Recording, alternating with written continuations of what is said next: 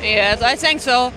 We play a really good first halftime. In second halftime, yeah, the energy was more in Vardar players, and we missed a lot of shots. Ina Suslina get too much saves in second halftime, and so we lost our confidence from the first halftime, and so we was not so aggressive in attack and also in defense. And I think that 6 goals is okay for us. We are a young team, and we must develop. And so Vardar is a good team with really great players. So I think this result is okay for us.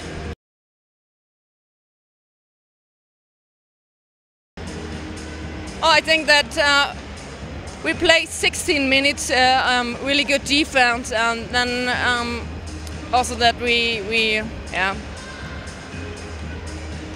What I can say, we play really good 60 minutes defense, and then we get a lot of attack goals, fast goals, counter attack goals, and we don't miss so much chances.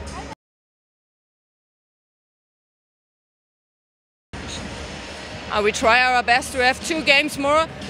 I know that we need 4 points, and next week Podgorica is in Leipzig, so the chance is really small. But when we start this main round, we know that we have a young team, and it wasn't so easy. And every point we get, it's really good for us.